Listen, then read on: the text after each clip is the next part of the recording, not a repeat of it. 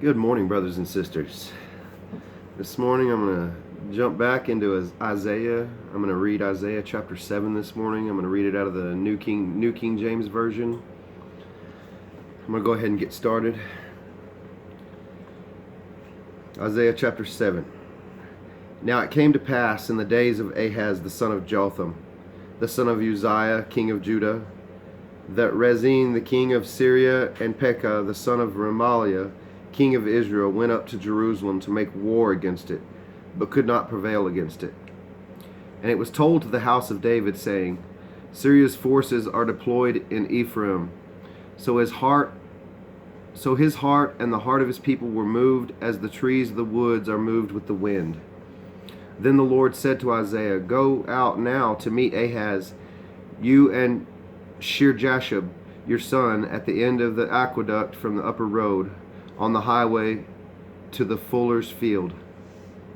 And say to him, Take heed and be quiet, do not fear or be faint-hearted, for these two stubs of smoking firebrands, for the fierce anger of Rezin in Syria and the son of Remaliah, because Syria, Ephraim, and the son of Remaliah have plotted evil against you, saying, Let us go up against Judah and trouble it, and let us make a gap in the wall for ourselves, and set a king over there, the son of Tabel.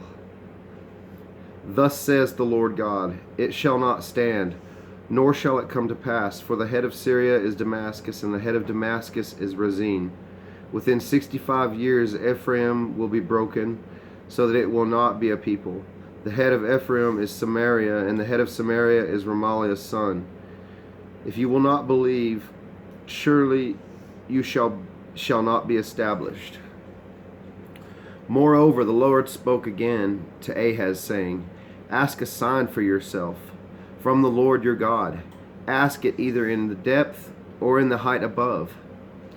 But Ahaz said, I will not ask, nor will I test the Lord.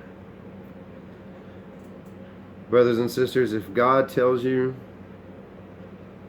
to ask him for a sign, he means to ask him for a sign. Then he said, Hear now, O house of David, it is a small thing for you to weary men, but will you weary my God also? Therefore the Lord himself will give you a sign. Behold, the virgin shall conceive and bear a son, and shall call his name Emmanuel, which means God with us. Curds and honey he shall eat, that he may know to refuse the evil and to choose the good. For before the child shall know to refuse the evil and to choose the good, the land that you dread will be forsaken by both her kings. The Lord will bring the king of Assyria upon you and upon your people and your father's house, days that have not come since the day that Ephraim departed from Judah. And it shall come to pass that day that the Lord will whistle for the fly that is in the farthest part of the rivers of Egypt, and for the bee that is in the land of Assyria. They will come, and all of them will rest in the desolate valleys and in the clefts of the rock, and all the thorns and all the pastures. In the same day the Lord will shave with a hired razor with those from beyond the river, with the king of Assyria, the head and the hair of the legs, and will also remove the beard. It shall be in that day that a man will keep alive a young cow and 2 sheep. So it shall be from the abundance of milk they give, that he will eat curds. For curds and honey everyone will eat who is left in the land. It shall happen in that day that whenever there could be 1,000 vines worth 1,000 shekels of silver, it will be for briars and thorns. With arrows and bows men will come there, because all the land will become briars and thorns. And to any hill which could be dug with the hoe, you will not go there for fear of briars and thorns, but it will become a range for oxen and a place for sheep to roam.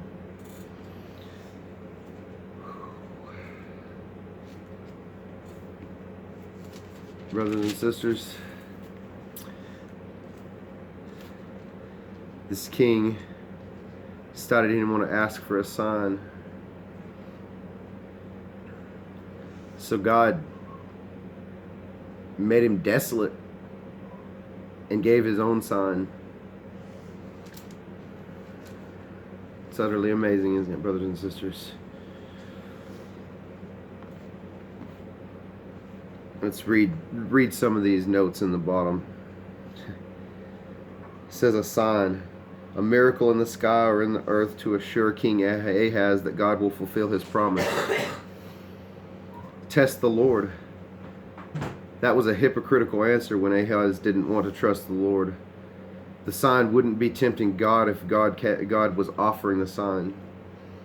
This prophetic sign was given to Ahaz as assurance to Judah's hope in the midst of adversity. It therefore had an immediate historical fulfillment. Its usage in the New Testament shows that it also has a messianic fulfillment. The Hebrew word for virgin means either a virgin or a young woman of marriageable age. Isaiah's readers could have understood it to be either messianically. Messianically, it refers to the Virgin Mary, where the Greek Parthenos removes any question.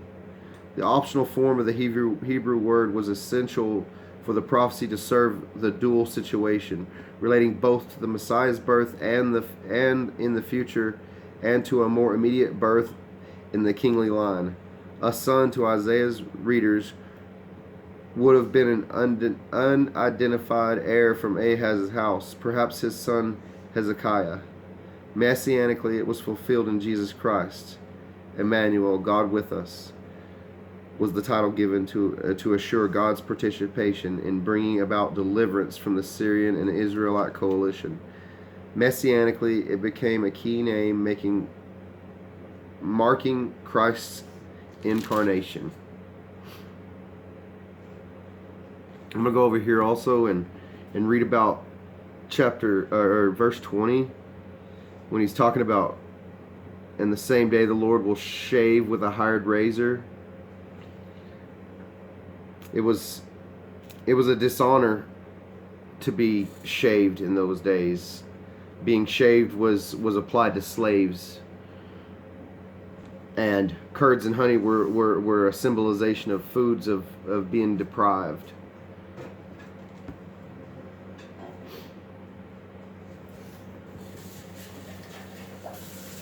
I think that's about all this morning, brothers and sisters.